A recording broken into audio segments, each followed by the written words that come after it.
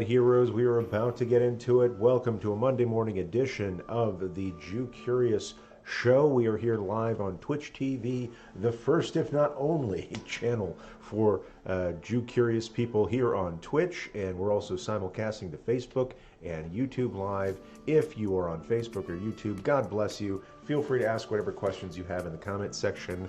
Just know that I'm going to be monitoring the live chat on Twitch primarily. If you ask a question or give us an up top or a props on YouTube or Facebook, we'll see that at the end of the broadcast. But if you want to get in with us live, come over to twitch.tv/JewCurious. I've only got 2 eyes and can monitor one chat stream at a time.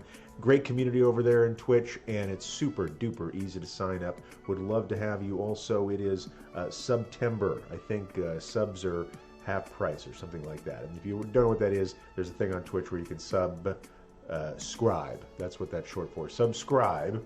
And I think it's less than it usually is, but if you subscribe, you have access to all these videos advertisement free. So at least on Twitch, that is. Can't speak to other advertising platforms. Bus benches, skywriting, you do you. And we'll get back in just a moment. Got to go grab a bit of the move juice and check the levels, connect the pipes, a little bit of a pause, listen to some sweet chill music, and you'll see my face in just. Can't wait. If you want to go ahead and pop some questions about Rosh Hashanah. Are you ready for Rosh Hashanah? That's my question for you today. Are you ready for Rosh Hashanah? And if you're not, why not? You can lurk. You don't have to talk here if you don't want to. You can just watch us have some fun.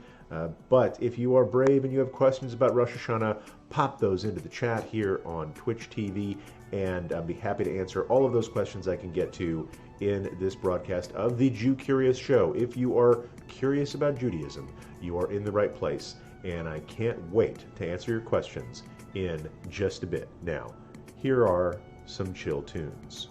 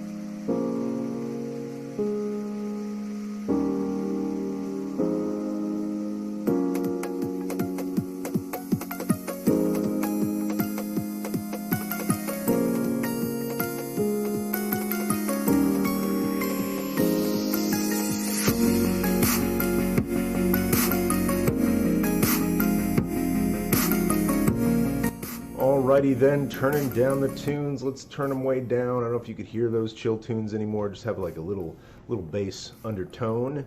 And go ahead and show you my face. What's going on, friends? It is the Jew Curious Show. Welcome to another Monday morning where you can ask me anything. We've already got some viewers here in the chat. Really glad you guys could join us. Let's see who's here today and where you're coming from. We got Nawa64 from Colorado says Shavua Tov, y'all. Speaker AJ, we got another y'all guy. I think he's in Tennessee. Shalom, Shavua Tov, Boker Tov, all of those things. That means peace. Happy New Week and good morning. Boker Or is the proper answer to that, says Nawa 64. Diwalexin, Boker Tov, Lakulam. Hope you got your access restored. We're working on that this morning. It's a little thing with the Jew Curious school. People who are in the Jew Curious school, there's a bug that I haven't figured out how to fix yet where, you know, when your first month is up, it gives me a headache to have to reset people's membership and things like that. But then you're cool from then on. If you have that problem, let me know and we'll fix it right away. Let's see, we got Christy B from San Bernardino. Good to see you here. Kay Dixie is repping from SoCal. Saw Kay yesterday. Has it only been since yesterday? Great to see you there. Kay Dixie says, Christy B, next time you're in Pasadena, I have one of my business cards for you. Yes, I do, indeed. Rosh Hashanah begins at sunset on September 29th. Really? Already? It's like 2 weeks from yesterday. It's like 2 weeks from right now. Well, I think services, I forget if services start at 9:30 or 9. I should really know that sort of thing.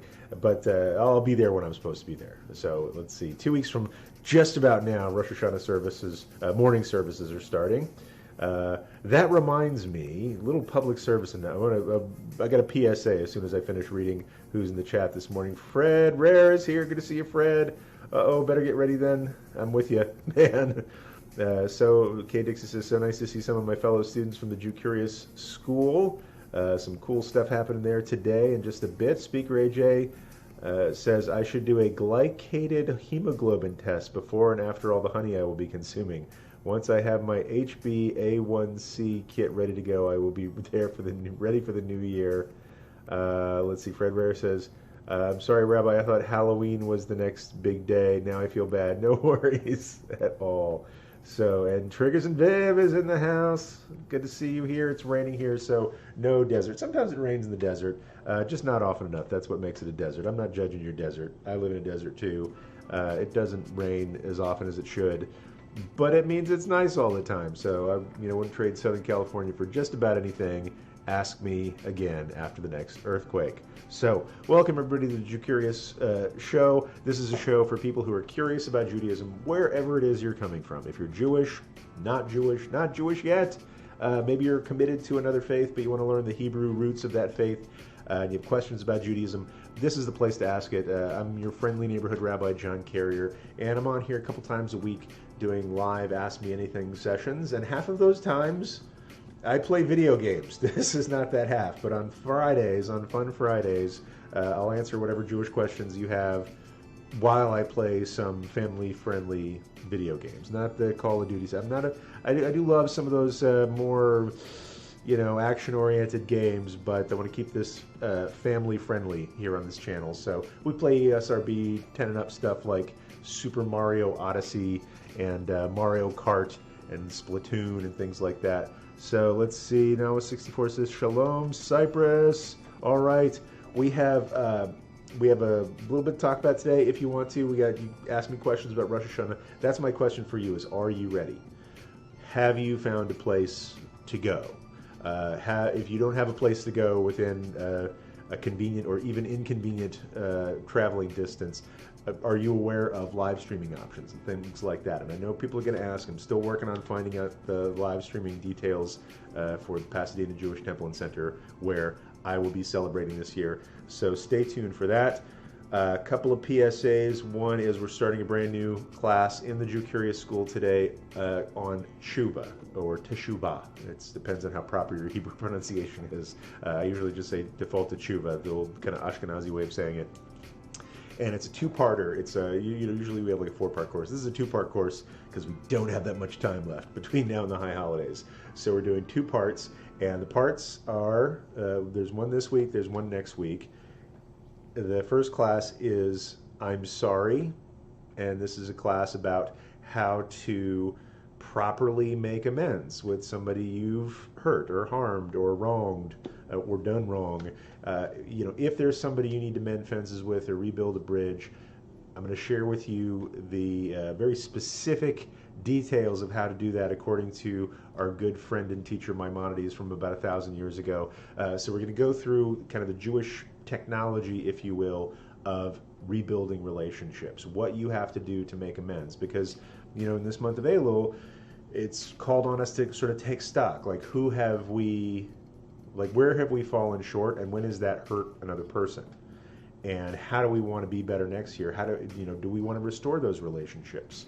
Right? It says, Maimonides says that, Yom Kippur is good for sort of making amends between a person and God. But Yom Kippur only atones for those sins that have occurred between one person and another if you have made sincere attempt at making amends before Yom Kippur. So it's not, God doesn't forgive those things that you did to other people until the other people forgive you, or until you've at least made an honest, sincere attempt to make amends. And then Yom Kippur is more effective for that kind of atonement. So today in the Jew Curious School, we're going to talk about how to do that. And then next week, our second lesson, our first lesson is called I'm Sorry. Our second lesson is called I Forgive You. And this comes from a teacher of mine, a couple of years ago. Abby Pfeiffer Mandel is a great teacher in the Jewish community here in Los Angeles. And she made the observation. She's like, it feels like in this country, meaning country where I am in the United States of America, maybe true for your country as well. We have sort of lost the skill, or maybe the impetus, or have gotten really bad at saying two things, and that's I'm sorry and I forgive you. And so our first lesson is about I'm sorry and how to do that better. Our second lesson is how to say I forgive you, right? What's required of us. If somebody asks us for forgiveness and makes a sincere attempt at making amends, are we required to forgive, right? What if we need a little time? Like, what if we're not ready to forgive? A lot of people are worried. Like, if somebody done me wrong, and as we say in Texas, and I'm worried that if I forgive them, I'm going to say like, oh, that's okay, right? If I forgive you after you apologize, it's like I'm sanctioning your behavior. Like I'm saying, oh, what you did was really okay, and that's why people are really slow to forgive.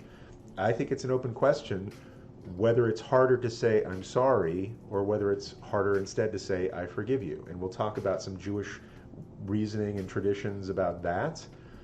When must we forgive? And when are we maybe not required to forgive, right? There's some times where people harm us where maybe their apology isn't sincere, maybe we're not convinced that they're going to change their ways, and we need to sort of withhold that apology. And when is that appropriate and acceptable? And when should we forgive, whether the person apologizes or not, I think is an interesting question. So we'll talk about that in the Jew Curious School. We'll talk about it a little bit today if you want to. It's going to be a little bit short of a broadcast today. We're going to go for about half an hour. Then we've already burned about half of that. So let's see. Going to check in with this. We got see what's going on in the chat. I was going to make a public service announcement. So we're here today. We're here this Monday. And we're here this Monday. We're here next Monday. It's about 2 weeks from yesterday till Rosh Hashanah. So, starting on Rosh Hashanah, we're not going to have Monday broadcasts for a while. And I'm sorry about that, but I have to honor my commitments, both to Jewish holidays where I'm not really supposed to live stream, so I don't, in this way. There are other live streaming out there. I don't judge. But so for... let's say we'll be here next Monday. After next Monday, we won't have a Monday live stream for like a while, till like after Simchat Torah, so like after mid-October. So I'm going to miss you very much. Still going to be here on Fridays, so check us out for Fun Fridays. It just happens that Rosh Hashanah is on a Monday. The first day of Sukkot is on a Monday. The penultimate day of Sukkot, which is a holiday, is on a Monday. So we got a whole bunch of Mondays with no live streaming. And then the one Monday where, it's not a holiday, I've got to go serve in a Beit Din that day because we're like backed up from all the holidays. So we'll have Monday today, Monday next week, and then no Mondays for a while. But just keep checking back to the channel page here, which always has kind of a countdown clock for our next broadcast. So let's see. That's our PSA. We've got some fun stuff going on in the Jew Curious School. If you want to know more about that, there's a link here on the Twitch channel page. Just look for, hey, Jew Curious School, what's that all about? And you'll find out. And see if it's right for you. You can try it out risk-free. And we do live teaching sessions, but all of our live teaching sessions are recorded so that we've got like well over 100 different lessons recorded in there at this point. So take a little sip of the move juice and jump into the chat, because I'm seeing some question marks. If you have a question, question marks are helpful for me to find out, find those things. Let's see what's going on in the chat here. I can see it. I just got to scroll up a little bit because folks are so active. I'm going to turn off the tunes so we won't get that static in the chat there. Let's see. Shalom Cyprus. Excited about the live stream. Went to Portland, brought the rain back with me. No big problem. I think, you know, a little rain is helpful sometimes. It's annoying sometimes too. Let's see. We've got Mrs. Bob Ross says shalom, everyone. Good to see you, Mrs. Bob Ross. And Kay Dixie says, sounds like I have to give up my 7-year grudges. Lol, cut it down to 1 year. Oh my goodness gracious. Yeah, 7 years, that's a long time to carry that bag of bricks, you know. And I always, whenever I think about grudges, and I'm not perfect, I got some. But I always think of them as like a bag of bricks that I'm carrying around with me. And am I ready to set that bag down? And really, who and what am I carrying that bag for? So that's why this time of year is really important to me to kind of, you know, I'm losing weight anyway, so I could try to fit back into my my fancy high holiday suits. But, you know, what would it feel like to lose that weight of a grudge that I'm carrying around as well? Nawa64 says, Rabbi, so in the past, I've apologized and asked for forgiveness. The person has accepted my apology but not said I forgive you. Is that sincere or completed? And that's really for you to ask. That's really for you to ask them. And I have to say it's a tough thing. Like we'll talk a little bit more in detail about this and look at the original sources in the school this afternoon. But you know, let's say the requirement for asking forgiveness is not infinite. You don't necessarily have to ask for forgiveness, you know, ad infinitum, right? There's a method to going about it. You ask forgiveness once. If they don't accept it, you might have to go back. You might have to go from like a private apology to a public apology. Some people, you know, aren't satisfied about your sincerity until you do it in front of other people. But Maimonides says after a certain point, you know, you're off the hook. If you've made sincere effort, you know, you've actually not just apologizing and say, you know, not like you know, I'm sorry you felt that way about what I did because you're a dum-dum and you don't really understand things. Like that's an extreme. I wouldn't say that you would say that. Like, I know you. I don't think you do that. But if you've ever heard like a half apology or like a, you know, D- apology, like I'm sorry you feel that way, or the thing that goes around the high holidays, like somebody will stand up in a room of 1,000 people and say, if I have hurt any of you, I'm sorry, peace. And that's it. So if you have gone to somebody and said, like, look, here's what I did wrong. Like, I recognize that what I did wasn't the right thing to do. I'm sorry that I did that. You know, it's not like I'm sorry you feel that way, but I'm sorry I made you feel that way. Here's how I want to bridge that gap, or here's how I want to make amends. Here's how I want to be different in the future. And the person may say, I accept your apology, but maybe they don't forgive you. You know, that's really on them. But what Maimonides says is, like, if you really reach out to somebody and do your level best, and he's got some criteria for that, and they still don't forgive you, that's on them, right? That's considered a kind, in Maimonides' mind, that's considered a kind of cruelty. And that's a habit or posture or disposition that we should try to avoid as holy people. So, you know, it's once you've made your effort, once your tshuva is completed, and Maimonides says that tshuva is completed when you've made a sincere effort at amends, but also if you've changed yourself in a way or changed your habits or set your life up in a certain way, so that if you were faced with the same opportunity again or the same set of circumstances, if you would make a different decision, then that's how you know tshuva worked, how you know it's completed. So whether tshuva is complete almost has more to do with you than with the other person. But you really should make a sincere attempt at amends. Barring that, if you know you have reformed yourself in a way that you wouldn't make the same mistake again, that's considered complete tshuva. So let's see. Triggers and sniffs. I'll miss you too, but look forward to it again. Kay Dixie says, "Is it true that Tupelo honey is okay for diabetics?" Oh, she's asking Speaker AJ. I have no idea. I know there's a great song. I think is that a Van Morrison song about Tupelo honey? Let's see.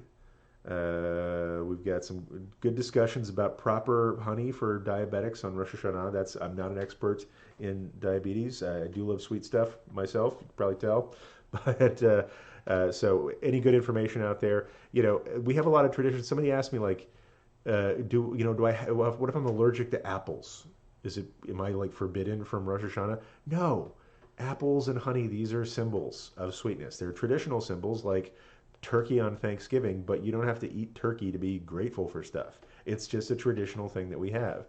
And so if there's something else sweet in your life, are you Yotze? Like, have you fulfilled the obligation with stevia or however you say it? It's not about the glucose, it's about the sweetness. And so if your health requires that you do sweetness another way, do it the other way. Like, this is a tradition that's supposed to enhance your life, not threaten it. Let's see. Triggers and Bib says, "I wish there was a postcard with checkpoints. Lol, I am sorry. Please check the box for I forgive you or not forgive you." It's like those notes you pass in junior high back before kids had phones to text with. So, it's like, do you like me? Yes, no. Do you forgive me? Yes, no. So that would be something. That would make asking for forgiveness a little bit easier, but maybe less of a high probability of success than like a person-to-person request. All right, really great to have everybody here in the Jew Curious show today. Again, if you're just joining us, this is a show for people who are curious about Judaism. Ask me whatever questions you want about the High Holy Days. My question for y'all today is, are you ready? And I mean that in a more logistical way, but there's a deeper way to that. Like, logistically, do you have a synagogue that you're going to go to? I really firmly, like, some people I know, especially people watching this chat, don't live close to synagogues, right? And it's a real struggle for them to take part in Jewish community. What I'm trying to say is, if you can at all participate in the High Holy Days at a synagogue, you should really try to. If not, there might be some. If live streaming is okay with you, then you might want to try something like that. If you just have a few friends over, right? It's just This is a holiday that is kind of an individualistic holiday. It's about, like, I'm examining my deeds, I'm examining my soul. How do I want to be better? But as Rabbi Adam Greenwald taught me, that there's something to doing that personal work, like flying in formation with 1,000 other people, or whatever your crowd is. And so I highly encourage people to participate in community activities in Rosh Hashanah, whether it's going to a synagogue with thousands of people in one room, or whether it's having folks over for dinner with sweet stuff, sweetened however is good for your health. So really try to do it in a communal way. I've had some questions from people about, okay, I wanted to go to a synagogue, but I can't afford the membership, or I can't afford the tickets. And yes, places sell tickets because it costs money to put these services on. A lot of it's covered by donations and membership and things like that. But they hire extra staff during the holidays. The services are longer. There are more professionals on the floor. There's more custodians. There's often more security presence. Things, all sorts of things. And so people do ask for a donation. And some people can get sticker shock from that. First off, like, pay to pray, forget about it. But I hope you understand that it's just to help support them creating a prayerful space and a good experience for everybody. And just about any synagogue that you would want to participate in, yes, they may have kind of a charge up front, but most synagogues that I know will work with you if that means that you won't go. In the sense, like, this is not in my budget, I cannot do this. Then they'll say, well, what can you afford? Or maybe they have people who have donated gift tickets and they're just looking for people to raise their hand and ask for those. So I know for the here in Los Angeles, people who are participating in the Miller Introduction to Judaism program, that program works with synagogues around LA and says, can you offer reduced or gift tickets or memberships for people in this program? And synagogues that I know just jump at that chance. So if you're worried about the cost of participating, if that's a barrier for you, I highly encourage, and I know it's like something can be embarrassing or stressful, I highly encourage you to reach out to synagogues and say, I really want to celebrate with you. Cost is an issue for me. My budget's tight. How can you help me, or how can we make some kind of arrangement? And I'll say 99 times out of 100, the synagogue will accommodate you. And if they don't accommodate you, I'm going to go out on a limb here and say you probably don't want to be involved in that synagogue anyway. That's just my personal feeling. So that's my encouragement for people. Let's see what else is going on in the chat. Triggers and Viv says, okay, I heart you very much. Duty calls. Have a fantastic day. You too, Triggers and Viv. Let's see. We are watching online. Hopefully, Rabbi John's. Yep, we're working on the live streaming. Don't know if it's how or whether it's going to be available, but if it is, people here will know about it. So D. Willexon says, Shavua Tov. I love how supportive this community is of each other. Mrs. Bob Ross seconds that. And all right. So I'm actually going to wind down a little bit today. I know we just got started, just answered a couple of questions. I'm going to give it a few minutes if anybody has any pressing questions. I have to run to prepare for my next class. All the flurry of activity this weekend, I'm a little bit behind in my preparations. So want to make sure I'm prepared for our Kitavo Torah discussion in the Jew Curious School. If you want to know more about the Jew Curious School, there's a link below on the Twitch channel page. But before I go, I'm just going to go ahead and picking up my phone here so you can see that I'm not just like looking at my watch. Like this is better. Let's see. I'm going to go on the the Facebook. See if we're getting any good questions here. Nope, nobody's watching. I think it's just me on Facebook. That's okay. It's a little mildly embarrassing, but I'll live. Let's see. Not doing this for the hearts. I'm doing it for the hearts, but not for like the Instagram hearts. Let's see what else is going on here. Got some people watching on the YouTube Areno.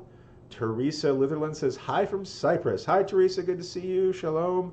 Nicola B says, Boker Tov. Teresa says, we have friends from Israel visiting for Rosh Hashanah. That's awesome. I wonder what Rosh Hashanah is like in Cyprus. I know what it's like in Israel. It's actually quite pleasant. Here in Southern California, it can be warm. I'm not going to lie to you. That's, I love the holidays.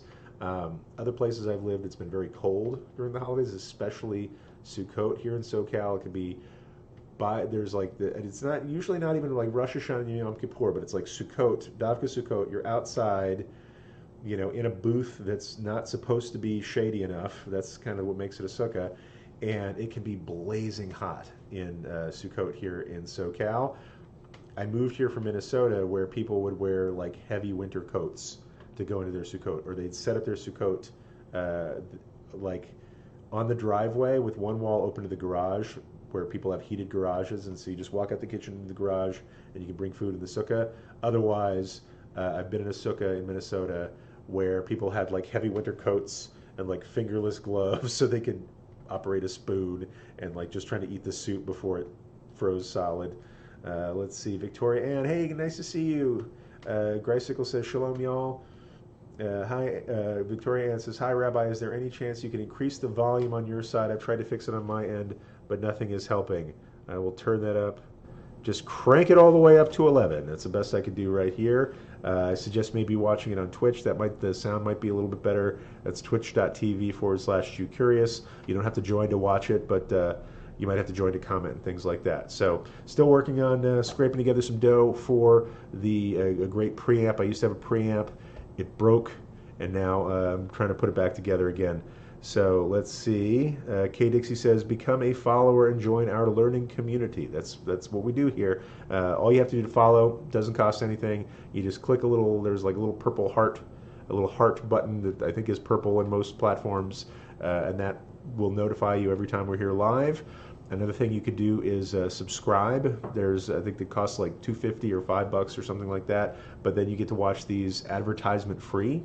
And you know, if you don't like the pre-roll ads, and it also supports this channel, and then we could get louder microphones. So hopefully that will help out with the sound issue.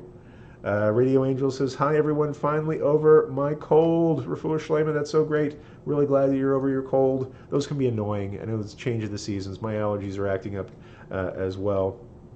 So seeing some people plug the TBT, I think, I forget that's Temple Beth Torah or something like that. That, you know, a couple people here follow some live services here from SoCal.